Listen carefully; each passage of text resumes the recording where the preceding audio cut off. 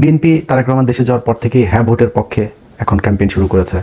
BNP যাওয়ার পরে মির্জা ফখরুল ইসলাম ওবায়দুল কাদের তিনি আপনার মাথায় টুপি টুপি দিয়ে বললেন কি, কোরআন সুন্নাহর বিরুদ্ধে কোনো আইন বিএনপি সরকার ক্ষমতায় গেলে হবে না। আমরা কমিটেড, আমরা অঙ্গীকারবদ্ধ যে এই দেশে আমরা কোরআন ও সুন্নাহর বাইরে কোনো আইন আমরা করতে দেব না। এটা আমাদের কমিটমেন্ট। এই কমিটমেন্ট আমরা সবসময় করে এসেছি। অনেকেই আপনাদেরকে বিভ্রান্তি সৃষ্টি করে, যেটা বলে আমরা নাকি কোরআন ও সুন্নাহর আইন চাই না। নাউজুবিল্লাহ, আমরা সবসময় কোরআন ও সুন্নাহর মধ্যেই আমরা থাকতে চাই। ও হলো নরেন্দ্র মোদীর পোলা, এই মির্জা ফখরুল।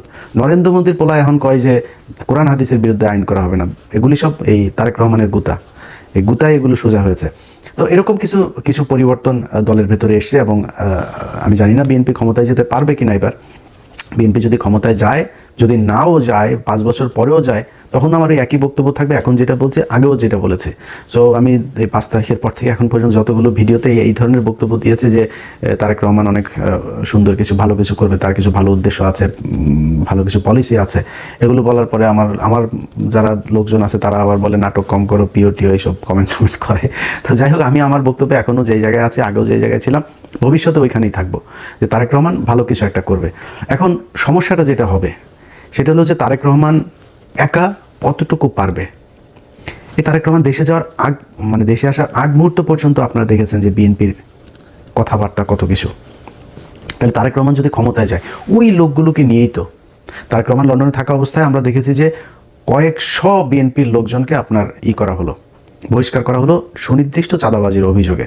সেই লোকগুলোকে আবার ব্যাক আনা হয়েছে এবং ওই লোকগুলো 53 জন না কতজন যেন আপনার এই নির্বাচনে ধানের শীষ নিয়ে নির্বাচন করছে। তাদের বহিষ্কারাদেশ প্রত্যাহার করে তাদেরকে নিয়ে আসা হয়েছে, মনোনয়ন দেওয়া হয়েছে, নির্বাচন করছে তারা। তো বাংলাদেশের মানুষ সবাই জানে আপনি নিজে সার্টিফিকেট দিয়েছিলেন যে হি ইজ চাঁদাবাজ। এখন আপনি তাকে মনোনয়ন দিয়ে বললেন যে ওরে এই চাঁদাবাজকে তুমি ধানের শীষে ভোট দাও। মানুষ তাহলে কারটা শুনবে? মানুষ তো জানো চাঁদাবাজ। এই লোক দিয়ে তো সম্ভব হবে না। সমানে দুই দেশের নাগরিক, দ্বৈত নাগরিকত্ব নিয়ে আপনি নির্বাচন করতে পারবেন না, কিন্তু আপনি করছেন। তো আপনার তো উদ্দেশ্যই আপনি 5 বছর চুরি করবেন, করে আবার ফের আওয়ামী লীগের মতো পলায় বিদেশে যায় খাবেন। আপনি নাগরিকত্ব করছেন না কেন? আপনি ছাড়ছেন না কেন? তারপরে ব্যাংক লোনে আপনি নির্বাচনের আগেই, ক্ষমতায় যাওয়ার আগেই ঋণ খেলাপি। তো একজন ঋণ খেলাপি যখন কিনা নির্বাচনের আগেই চুরি করে ক্ষমতায় আসতে চায়, ও তো নির্বাচিত হয়ে ক্ষমতায় গেলে পুরো ব্যাংক দখল করে ফেলবে, পুরো ব্যাংক ধ্বংস করবে। এই আওয়ামী লীগের মতো, আওয়ামী লীগ যা করেছে সেভাবেও ব্যাংক ধ্বংস করে ফেলবে, পুরো ব্যাংক খাবে বসে বসে। সেই চোর বাটপার লুচা। আমার চুয়াডাঙ্গার কথা বলি, আমার চুয়াডাঙ্গায় জামাতের প্রার্থী হলো একে অ্যাডভোকেট রাসেল ভাই, আর বিএনপির প্রার্থী হইল গিয়া শরীফুজ্জামান শরীফ। তিনি একাধারে চাঁদাবাজ, ধান্দাবাজ, দখলবাজ, টেন্ডারবাজ, সবশেষ ধর্ষক। ধর্ষণের অভিযোগ করেছে এক নারী। কেন অভিযোগ করেছে? সেও বিএনপি করতো, স্কুল শিক্ষিকা, গান গায়, শিল্পী। সেই নারীকে আপনার ধর্ষণ করার অভিযোগ করার কারণে তাদের স্বর্ণ চোরাচালান এই মামলায় ঢুকাই দিয়ে তারা জেলে রেখেছে, এখনও জেলে। এই সপ্তাহে হয়তো বা সে ভালো একটা সুসংবাদ পাইতে পারে, সে সম্ভবত বের হবে। তো এই ব্যক্তিরা যদি আপনি জামাতের রাসেল ভাইয়ের কাছে যদি আপনি শরীফ ধর্ষককে দাঁড় করান, তো মানুষ কাকে ভোট দিবে? সারা দেশে তো একই অবস্থা। এই যে মির্জা আব্বাস আর পাটোয়ারি তো কোনো রিক্সাওয়ালার কাছ থেকে চান্দা নেয় না, কোনো দোকান থেকে চান্দা নেয় না, ফুটপাত থেকে চান্দা নেয় না। চান্দা আব্বাসের কাজে চান্দা নেওয়া। সারা জীবন চান্দাবাজি করেছে, এখনও চান্দাবাজি করে। এই যে আপনি ওনারা অনেক সময় বলে বেড়ান যে জামাতের লোকজন হইল গিয়া কিচ্ছু করে না, জামাতের লোকজন কোনো কষ্ট করে নাই, জামাতের লোকজন লুকিয়ে লুকিয়ে আরামে তারপরে আওয়ামী লীগ সেজে তারপরে রাজনীতি করেছে। জামাতের কয়জনের ফাঁসি হয়েছে? জামাতের কতজন জেলে গিয়েছে? জামাতের কতজন রিমান্ডে গিয়েছে? জামাতের কতজন গুম হয়েছে? কতজন অঙ্গ হারিয়েছে? এটা হিসাব করতে চাইলে হিসাব করেন, তাহলে বুঝবেন যে কাদের উপরে কত নির্যাতন হয়েছে। চান্দা আব্বাসের পুরো ঢাকা ব্যাংক আরামসে তা বেড়েছে, আরও বাড়তে থেকেছে। তারপরে আপনি এই যে মীর কাশেম আলী, তার ছেলে পর্যন্ত আপনার গুম হয়ে একদম কী অবস্থায় বের হয়েছে আপনারা দেখেছেন সেগুলো। তো এই অবস্থা, এটা হলো জামাত আর বিএনপির মধ্যে। আপনি ধরেন হাইপোথেটিক্যাল কথাবার্তা বাদ দেন, জামাত আর বিএনপির সাথে আমরা যে প্রতিদ্বন্দ্বিতা করব, ধরেন একজন বিএনপির ভাইকে আমি বলবো যে মানে আমি কিন্তু চাই যে সব রাজনীতি, খালি বিএনপি একা না, আমি চাই আওয়ামী লীগও যদি বাংলাদেশে কোনোদিন রাজনীতি করে, জাতীয় পার্টির রাজনীতি, সব রাজনীতিবিদদেরই মানে ঠিক জায়গায় আসতে হবে। ভাই আপনি চোর বাটপাশে আগে ধান্দাবাজ এগুলো নিয়ে আমরা যদি বলতে বলেন, মানে একটু সেফ জোনে থাকার জন্য বলি, নাহলে 100% বলে ফেলতাম। 99.9% আপনার চোর, জাস্ট চুরি করার জন্য এখানে রাজনীতি করতে আসে। একদম সব, বিএনপি বলেন, আওয়ামী লীগ বলেন, জাস্ট চুরি করার জন্য রাজনীতি করতে আসে। আর জামাতকে বলা হয়, জামাতও নাকি ওরা হচ্ছে চাঁদাবাজি করে, জামাতও নাকি চাঁদাবাজি করে। জামাত চাঁদাবাজি কেমনে করে? ওই যে ইয়ানত নেয়, এটাও বলে চাঁদা।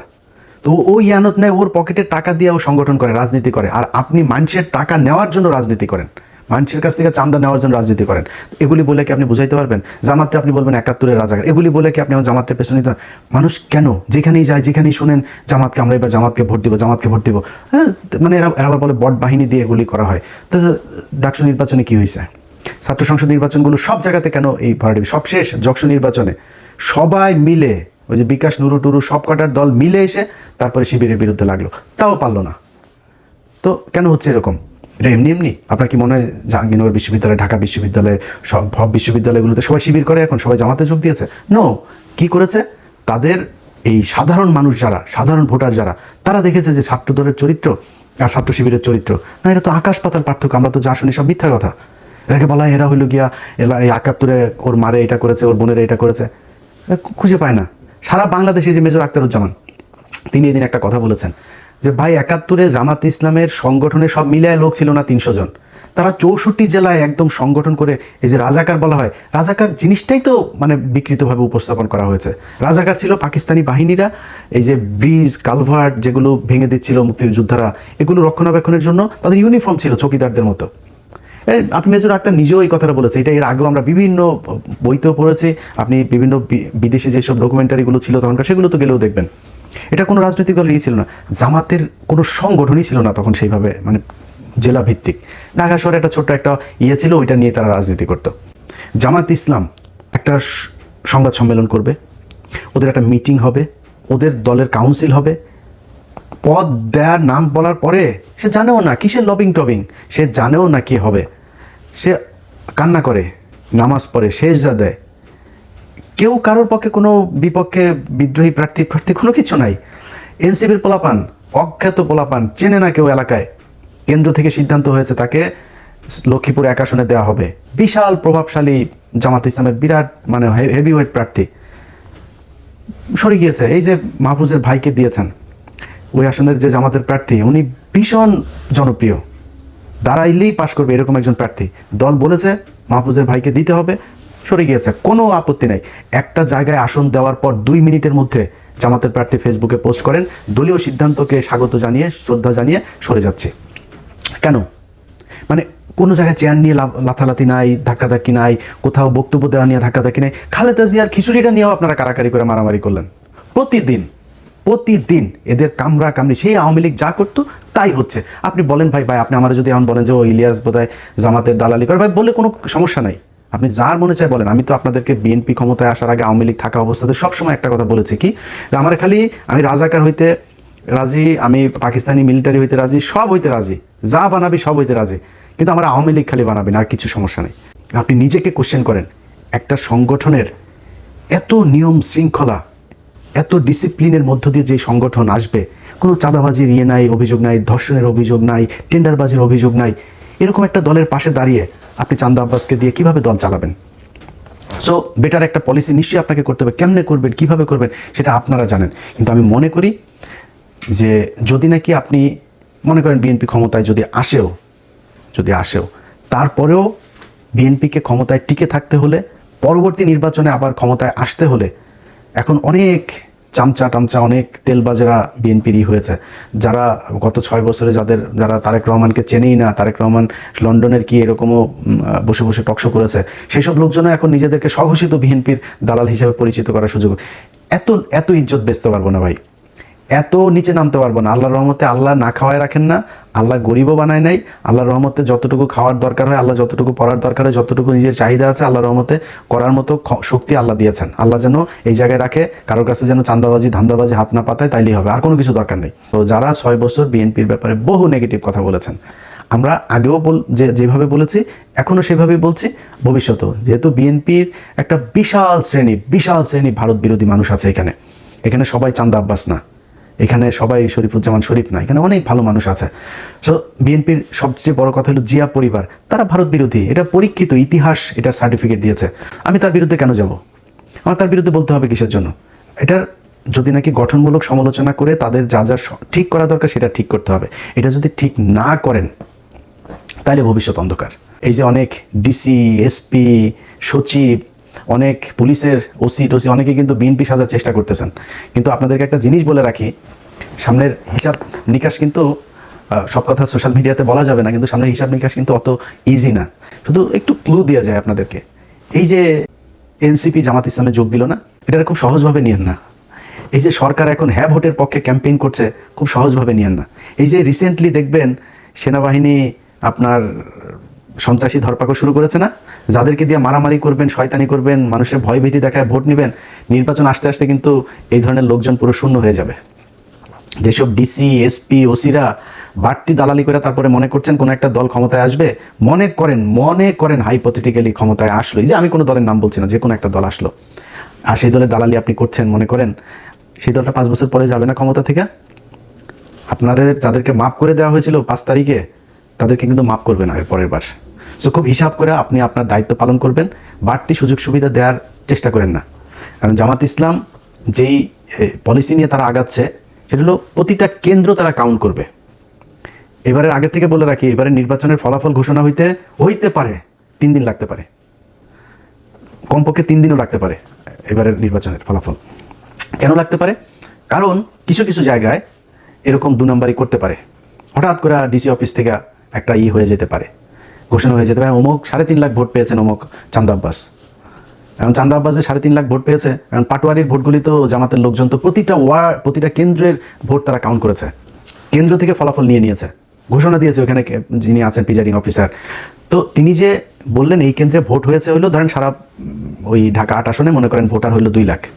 এখন কেন্দ্র প্রতি কেন্দ্র হিসাব করে দেখা গেল পাটোয়ারি ভোট পেয়েছে 1.5 লাখ, চান্দা আব্বাস পেয়েছে 50,000।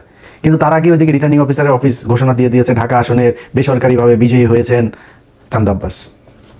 কারণ প্রতি কেন্দ্রের ভোটে ক্যালকুলেটর করে দেখা গেল যে ভোট বেশি পেয়েছে তখন কই যাবেন?